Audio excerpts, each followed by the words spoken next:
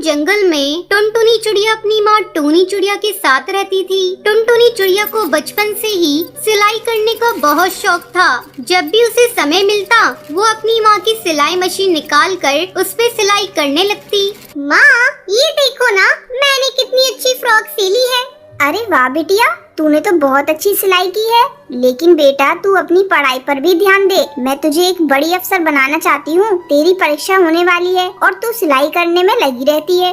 माँ मुझे सिलाई करना अच्छा लगता है। मैं पढ़ाई के साथ साथ सिलाई करना भी सीखूंगी। मैं कुछ नहीं जानती, आप मेरा दाखिला किसी सिलाई सेंटर में करवा दो। ठीक है टुनटुनी, जब तेरा इतना ही मन है तो मैं तेरा दाखिला किसी सिलाई सेंटर में करा देती हूँ। अगले दिन टूनी चिड़िया टुनटुनी का दाखिला एक सिलाई सेंटर में करवा देती है। अब टुनटुनी पढ़ाई के साथ साथ सिलाई भी मन लगाकर सीखने लगती है। कुछ ही दिनों में टुनटुनी की स्कूल की पढ़ाई हो जाती है। एक दिन टूनी की सहेली बबली कबूतरी उसके घर आती है। अरे टूनी, ओ टूनी कहाँ है, जल्दी आ। तब टुनटुनी चिड़िया कहती है, आंटी वो माँ घर पर नहीं है, पड़ोस में गई है। आप बैठिए, मैं उन्हें अभी बुला कर लाती हूँ। तुम टुनटुनी हो ना?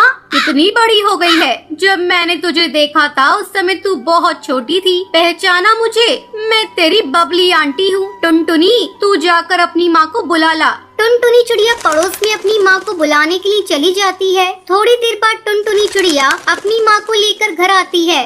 अरे बबली कबूतरी तू कब आई? टुनटुनी तू जाकर चाय बना ला। फिर टूनी चिड़िया बबली कबूतरी से बातें करने लगती है। बबली कबूतरी टूनी से कहती है, टूनी तेरी बेटी बहुत प्यारी है। मैं इसे अपने घर की बहू बनाना चाहती हूँ। मेरा बेटा बंटी एक वकील है और उसके लिए मुझे तेरी बेटी जैसी ही एक संस्कारी बहू चाहिए थी। तेरी बेटी मुझे बहुत पसंद है। तुझे इस रिश्ते से कोई एतराज तो नहीं है ना? नहीं नहीं बबली कबूतरी, ये तुम कैसी बातें कर रही हो? मुझे इस रिश्ते से कोई एतराज नहीं है। मैं लाख कोशिश करके भी इतना अच्छा रिश्ता ढूंढ नहीं पाती। जल्दी टुनटुनी चिड़िया और बंटी कबूतर की शादी हो जाती है। शादी के कुछ ही दिन में टुनटुनी चिड़िया एक बच्चे की माँ बन जाती है। ससुराल में सभी लोग उससे खुश थे। एक दिन बंटी कबूतर टुनटुनी चिड़िया से कहता है, टुनटुनी आज ऑफिस में कुछ ज्यादा ही काम है। मैं रात को देर से घर लौटूंगा तो मेरा इंतजार मत करना।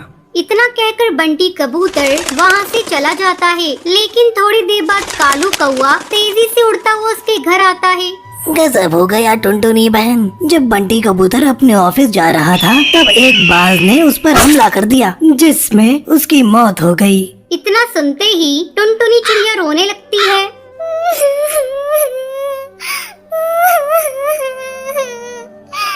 माँ जी ये सब क्या हो गया? माँ जी बंटी कबूतर के बिना भी ये घर कैसे चलेगा? टुनटुनी तो हिम्मत मत हार बेटा, ऊपर वाले की मर्जी के आगे किसी की नहीं चलती। इस तरह कुछ दिन गुजर जाते हैं। टुनटुनी चिड़िया अपना दुख भुलाकर सिलाई का काम करना शुरू कर देती है। आस पड़ोस के पक्षी उसके पास अपने कपड़े सिलवाने के लिए आने लगते हैं। एक दिन हरी काकी उससे कहती है, टुनटुनी तू तो इतनी अच्छी दर्जी है, इसके बारे में तो मुझे पता ही नहीं था। कम पैसों में बहुत अच्छे कपड़े सिल देती है। तू ऐसा कर, अपना एक बुटीक खोल ले। हाँ काकी, आपका सुझाव बहुत अच्छा है। मैं जल्दी ही अपना बुटीक खोलूंगी, लेकिन इसके लिए पहले मैं माँ जी से इजाजत लूंगी। हरी काकी के जाने के बाद टुनटुनी चिड़िया अपनी सास से बुटीक खोलने की इजाजत मांगती है। माँ जी क्यों ना मैं अपना एक बुटीक खोल लूं, इससे अच्छी कमाई हो जाएगी। ठीक है टुनटुनी, तुझे जो अच्छा लगे वो कर। तू अपने बुटीक का अच्छे से काम कर, मैं तेरे बच्चे को संभाल लूंगी। जल्द ही टुनटुनी चिड़िया अपना बुटीक खोल लेती है। अब उसकी कमाई पहले से दुगनी हो गई थी। इस तरह टुनटुनी चिड़िया खुशी खुशी अपनी जिंदगी बिताने लगती है।